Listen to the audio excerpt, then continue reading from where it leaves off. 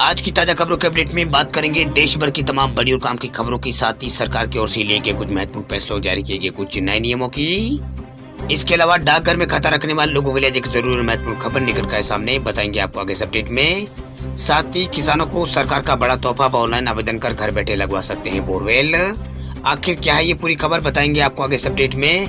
साथ ही crypto currency में deal करने वाले लोग हो जाए सावधान, आरबीआई ने डिजिटल करेंसी को बताया है खतरा। आखिर क्या है ये पूरी खबर, बताएंगे आपको आगे इस अपडेट में। साथ ही भारत में पबजी लवर्स के लिए खुशखबरी, भारत में नए अंदाज के साथ आया है पबजी न्यू स्टेट गेम।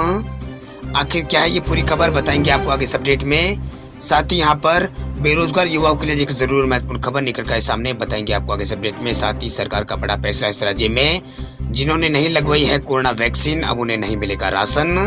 आखिर क्या है ये पूरी खबर, बताएंगे आपको आगे इस अपडेट में। साथ ही कोरोना कर्फ्यू और लॉकडाउन से जुड़ी कुछ महत्वपूर्ण बड़ी खबरें हैं, बताएंगे आपको एक एक करके इस अपडेट में। साथ ही आज की तमाम बड़ी और काम की खबरों की बात करेंगे आगे इस अपडेट में। बात करते हैं आज की पहली बड़ी खबर की, तो भारत में पबजी लवर्स के लिए खुशखबरी, गूगल प्ले स्टोर पर आया है PUBG new state game. PUBG new state game आखिरकार लंबे इंतजार के बाद लॉन्च हो गया है। वह एंड्रॉइड यूजर से गूगल प्ले स्टोर से इंस्टॉल कर सकते हैं। इस ऐप को लेकर बीते लंबे समय से इस ऐप का इंतजार यहाँ पर किया जा रहा था। अब तक कई इसके ट्रेजर भी सामने आ चुके हैं। इसमें पबजी के पुराने वर्जन की तुलना में कई अच्छे फीचर देखने को मिलेंगे। साथ ही इसे क्रिप्टो नाम की कंपनी ने यहाँ पर पेश किया है। PUBG new state game Google play store पर डाउनलोड के लिए आ गया है और iOS यूजर्स के लिए भी यहाँ पर डाउनलोड के लिए ये आ चुका है। वही इसे इंस्टॉल करते वक्त उसकी प्रामाणिकता है वो यहाँ पर जरूर जान लें। इसके लिए डेवलपर का नाम क्रिप्टोन NIC है। इसकी स्पेलिंग यदि वगैरह, दरअसल ये लोकप्रिय ऐप की लॉन्चिंग का फायदा कुछ हैकर्स भी उठाते हैं। इससे मिलते जुलते नाम के ऐप्स भी पब्लिश करके मासूम लोगों को आर्थिक नुकसान पहुंचा सकते हैं, इसलिए ध्यान रहे डाउनलोड करने से पहले। वही पबजी न्यू स्टेट को मोबाइल में चलाने के लिए यूजर्स के स्मार्टफोन में कम से कम 2 GB रैम होनी चाहिए। साथ ही ये एंड्रॉइड 6 या उससे ऊपर के जितने भी वर्जन है उसके ऊपर यहाँ पर काम करेगा। साथ ही ये यहाँ पर iPad और iPhone को सपोर्ट करेगा जो iOS 13 या उससे लेटेस्ट वर्जन को सपोर्ट करेंगे। वही पबजी मोबाइल गेम के बारे में जो लोग नहीं जानते हैं उनकी जानकारी के लिए आपको बता दें कि ये गेम बैटल रॉयल गेम है, जिसे पबजी स्टूडियो ने यहाँ पर तैयार किया। हालांकि बीते साल इसे बैन का सामना यहाँ पर करना पड़ता, लेकिन अब ये भारत में कुछ महीने पहले battle ground mobile India game के नाम से लॉन्च हुआ था। अब क्रिप्टो नाम की कंपनी आखिरकार पबजी न्यू स्टेट गेम को भी यहाँ पर भारत में लॉन्च कर दिया। यानी भारत में दो पबजी हो चुके हैं, एक बैटल ग्राउंड मोबाइल इंडिया और एक ही PUBG new state. 2 game Bharat में हो चुके हैं। बात करते हैं अगली खबर की, तो यूपी में अब विवाहित मृतक आश्रित महिला भी पा सकेगी पिता की नौकरी, योगी सरकार ने दी है अनुमति। उत्तर प्रदेश में विवाहित बेटियों के हक में सरकार की ओर से बड़ा फैसला लिया गया है। अब यूपी में अगर सर्विस के दौरान सरकारी कर्मचारी की मौत हो जाती है तो उसकी विवाहित बेटी भी यहाँ पर मृतक आश्रित कोटे से सरकारी नौकरी की हकदार होगी। वही कार्मिक विभाग के फैसले को मुख्यमंत्री योगी आदित्यनाथ वाली कैबिनेट ने यहाँ पर इसको मंजूरी दे दी है। सरकार अब तक मृतक आश्रित कोटे के तहत पुत्रों को, यहाँ पर विवाहित पुत्रों को और अविवाहित पुत्रियों को रोजगार उपलब्ध यहाँ पर कराती रही है। इन आश्रितों को अनुकंपा के आधार पर ग्रुप D की नौकरी या फिर शैक्षणिक योग्यता के आधार पर ग्रुप C की नौकरी देने का प्रावधान है। अभी तक विवाहित बेटियों के लिए यहाँ पर प्रावधान के अभाव में इन्हें नौकरी यहाँ पर नहीं मिल पा रही थी।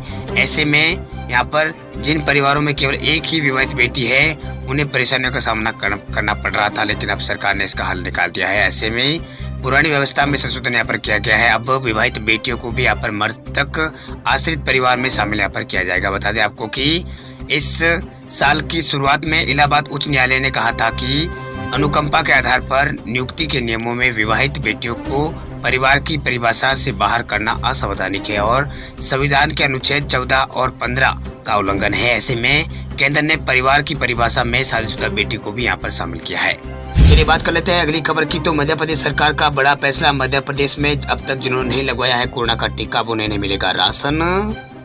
मध्य प्रदेश में इन दिनों शिवराज सरकार लोगों को ज्यादा से ज्यादा वैक्सीन देने की योजना पर काम कर रही है। खासकर उन लोगों को जिन्होंने सेकेंड डोज यहाँ पर नहीं लिए है उन पर फोकस यहाँ पर सरकार कर रही है। अब इसे लेकर सरकार और भी सख्त हो गई है। दरअसल सरकार ने ये फैसला लिया है कि उन उपभोक्ताओं को राशन नहीं दिया जाएगा जिन्होंने अभी तक वैक्सीन का पहला या फिर दूसरा डोज यहाँ पर नहीं लिया है। यानी अब कोरोना वैक्सीनेशन का प्रमाण पत्र दिखाकर यहाँ पर MP के अंदर राशन जो है वो मिलेगा। वही खाद्य नागरिक आपूर्ति एवं उपभोक्ता संरक्षण विभाग के प्रमुख सचिव फैज अहमद ने जिला पूर्ति अधिकारियों को यहाँ पर जारी आदेश में कहा है कि 18 साल से ज्यादा उम्र के उन उपभोक्ताओं को नजदीकी अस्पताल में यहाँ पर वैक्सीनेशन के लिए भेजा जाए जिन्होंने अभी तक वैक्सीन का पहला या फिर दूसरा डोज यहाँ पर नहीं लगवाया है। साथ ही उन्होंने ये भी कहा है कि बार बार बोलने के बाद भी अगर वो टीका नहीं लगवाया तो उन लोगों के नाम पर मोबाइल नंबर, नाम, पता और कंट्रोल संचालक स्वास्थ्य विभाग की जानकारी के लिए यहाँ पर उनको जानकारी के लिए भेजा जाएगा। वही उपभोक्ताओं को बताएं कि वे वैक्सीन के दोनों डोज लगवाएंगे तभी उन्हें राशन यहाँ पर मिलेगा। बात करते हैं अगली खबर की, तो बिहार के 3.5 लाख अध्यापकों को मिलेगा 15% बढ़े हुए वेतनमान का लाभ। बिहार के टीचर्स के लिए एक अच्छी खबर निकल कर आ रही है। जल्द ही बिहार के 3 लाख शिक्षकों को वेतन में 15% की वृद्धि मिलेगी। इसमें प्रारंभिक, माध्यमिक और उच्च माध्यमिक विद्यालयों के पंचायती राज एवं नगर निकाय के शिक्षक और पुस्तकालय अध्यक्ष भी इसमें शामिल है। नीतीश कुमार सरकार के फैसले के बाद शिक्षा विभाग के प्रस्ताव पर वित्त विभाग ने 1 अप्रैल 2021 से इस लाभ को देने की सहमति यहाँ पर जता दी है, यानी 1 अप्रैल से इसका लाभ यहाँ पर मिलेगा। हालांकि इसके लिए सरकार को सालाना 1950 करोड़ रुपए का अतिरिक्त जो व्यय है वो वहन करना पड़ेगा। वित्त विभाग की स्वीकृति के बाद शिक्षा विभाग ने शिक्षकों का वेतन निर्धारण प्रक्रिया को भी यहाँ पर शुरू कर दिया है। उम्मीद की जा रही है कि इस फैसले के बाद टीचर्स के मूल वेतन में 2500 रुपए से 4500 रुपए तक यहाँ पर बढ़ोतरी हो जाएगी। वही शिक्षकों को कोरोना महामारी से पहले वेतन वृद्धि का यहाँ पर इंतजार था, लेकिन अब यहाँ पर ये राहत मिली है। वही बात करते हैं अगली खबर की, तो ओडिशा में 15 नवंबर से खुल जाएंगे कक्षा 6 और 7वीं के स्कूल। ऑनलाइन क्लासेस भी रहेगी जारी। ओडिशा सरकार ने कक्षा 6 और कक्षा 7 के छात्रों के लिए स्कूलों को फिर से खोलने का फैसला लिया है। वह स्कूल 15 नवंबर 2021 से यहाँ पर फिर से खोल दिए जाएंगे। वही राज्य सरकार ने हाल में ही एक उच्च स्तरीय बैठक यहाँ पर की थी जिसमें स्कूलों को फिर से खोलने के लेकर यहाँ पर फैसला लिया गया था। ये क्लासेस केवल 3 घंटों के लिए आयोजित की जाएगी। हालांकि स्कूलों को जन शिक्षा विभाग द्वारा जारी सभी कोरोना संबंधित जो दिशा निर्देश है उसका पालन करना अनिवार्य होगा। वही कक्षा 6 और 7वीं के छात्रों के लिए स्कूलों का समय सुबह 9:30 से दोपहर 1 बजे तक का होगा। वही ओडिशा राज्य सरकार ने ऑनलाइन और ऑफलाइन दोनों मोडों में कक्षाएं संचालित करने का निर्णय लिया है। वही छात्र चाहे तो वह ऑनलाइन क्लास भी ले सकता है, लेकिन ऑफलाइन क्लासेस अनिवार्य यहाँ पर नहीं किए गए हैं। वही माता पिता की सहमति से स्टूडेंट स्कूल आ सकते हैं। अभिभावकों को यहाँ पर सहमति पत्र देना होगा यहाँ पर स्कूल में अपने बच्चों को भेजने के लिए। बात करते हैं अगली खबर की, तो इंडिया पोस्ट पेमेंट बैंक भी बेचेगा इंश्योरेंस प्रोडक्ट। बजाज आलियांज से मिलाया है हाथ। इंडिया पोस्ट पेमेंट बैंक और Bajaj Allianz life insurance company ने इंश्योरेंस प्रोडक्ट को बेचने के लिए पार्टनरशिप कर दी है।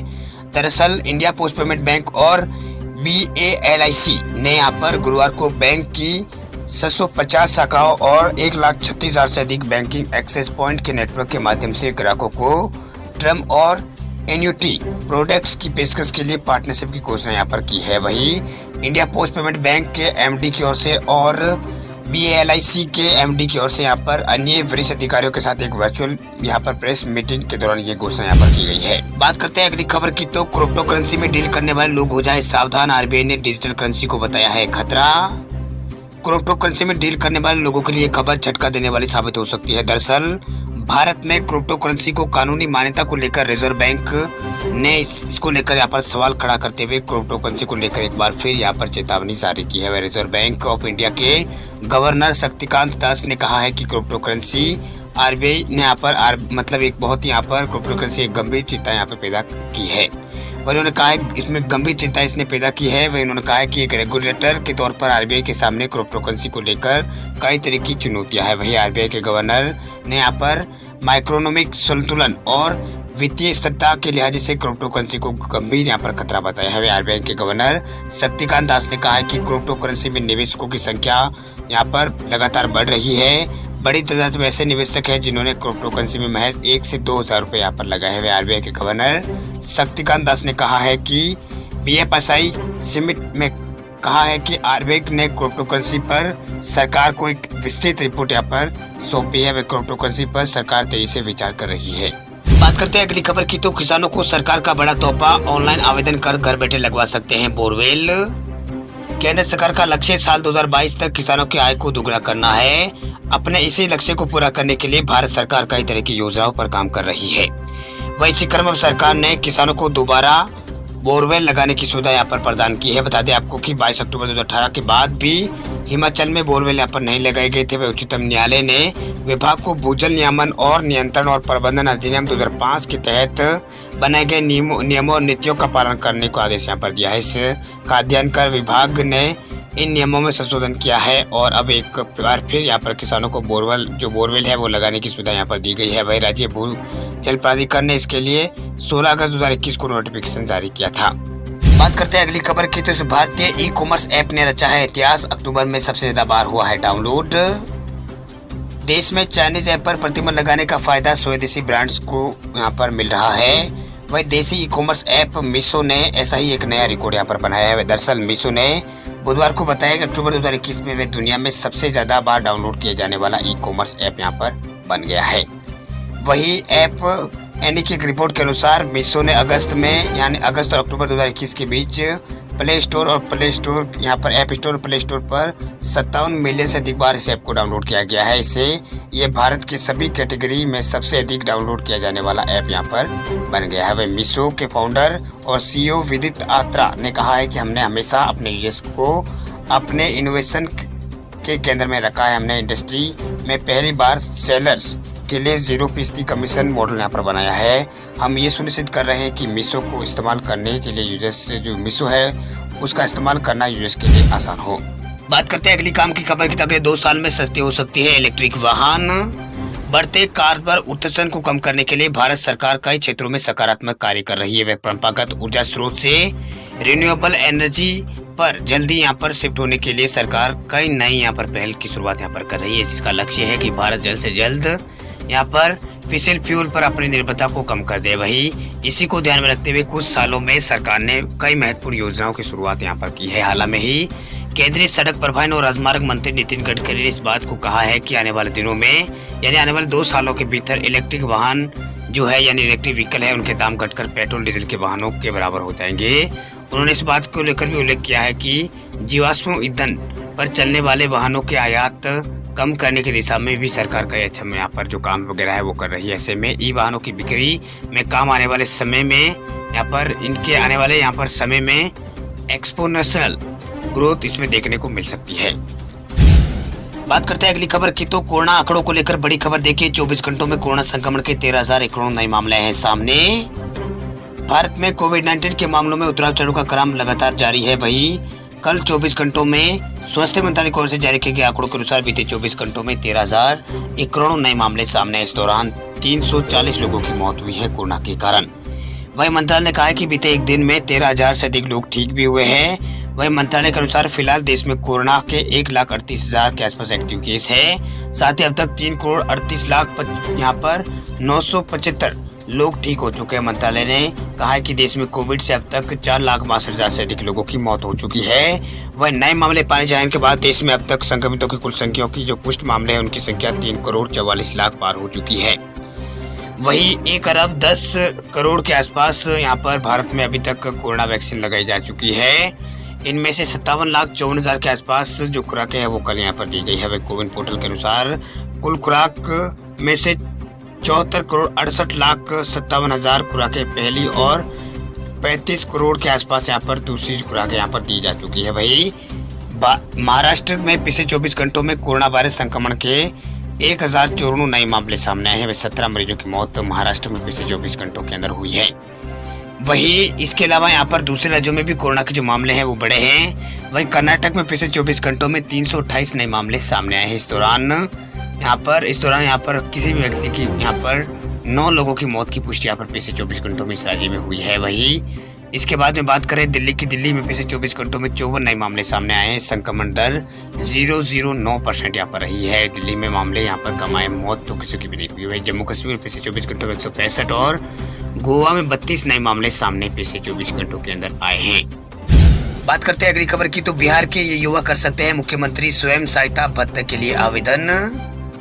यदि आप बिहार के स्थानीय निवासी है और कक्षा 12वीं की परीक्षा अगर आपने पास कर ली है तो आप मुख्यमंत्री निश्चय स्वयं सहायता भत्ता योजना का लाभ यहाँ पर उठा सकते हैं। इस योजना के तहत स्टूडेंट को 2 वर्षों तक यहाँ पर 2 वर्षों के लिए प्रति माह 1,000 रुपए की सहायता राशि सरकार की ओर से प्रदान की जाती है। आर्थिक रूप से कमजोर वर्ग के स्टूडेंटों के लिए ये बेरोजगारी भत्ता बहुत ही मददगार साबित हो सकता है। वैसे तो स्टूडेंट्स जिन्होंने बिहार में अवस्थित सरकारी मान्यता प्राप्त संस्थान से 12वीं कक्षा का जो परीक्षा है वो उत्तीर्ण की हो